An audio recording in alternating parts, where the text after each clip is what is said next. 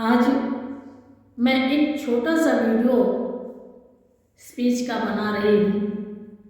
आप सभी इसे ध्यान से सुनना।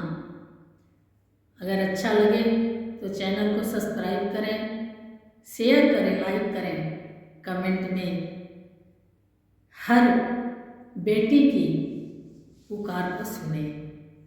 तो जय श्री कृष्णा, राधे राधे।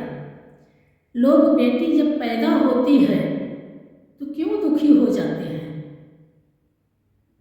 इसलिए नहीं दुखी होते हैं कि हम इन्हें पाल पोस नहीं सकेंगे, इन्हें पढ़ा लिखा नहीं सकेंगे, इन्हें खिला पहना नहीं सकेंगे। इसलिए नहीं दुखी होते हैं माता पिता। इसलिए दुखी होते हैं कि इन्हें जब हम पाल पोस के बड़ा करते हैं तो हमें दूसरे घर को देना पड़ता है। ये दुनिया की कैसी रीति है, कैसा दस्तूर है। क्या हम ब्याह करके दामाद को घर पे नहीं ला सकते? वो अपना घर परिवार नहीं छोड़ सकता? क्यों? क्योंकि बेटा है। बेटा है तो सब कुछ है। बेटी की कोई मूल्य नहीं है। मेरे भाई बहन, बेटी का उतना ही मूल्य है कि जितना एक बेटे का है, बल्कि उससे भी बढ़ के। आप किसी भी क्षेत्र में देखिए, बेटी कहाँ पीछे है। इस संसार को रचैया भगवान में देखिए, माता रानी का क्या स्थान है।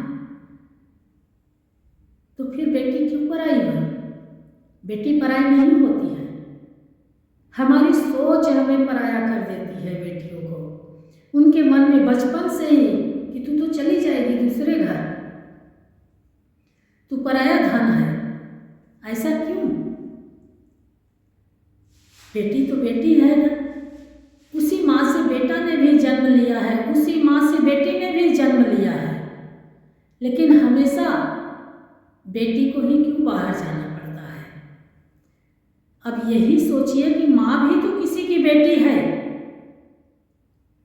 अगर माँ नहीं होती तो बेटी पैदा कहाँ से होती?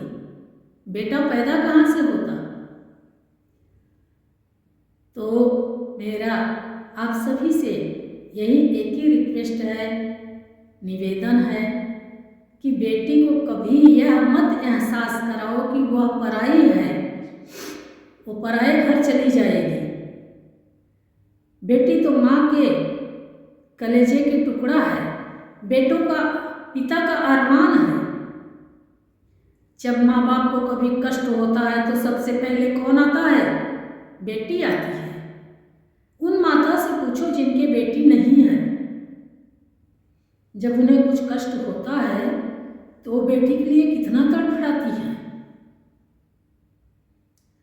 कोई पर्व आता है बेटियों का तो सबसे ज़्यादा दुखी कौन होता है? वो माँ होती है।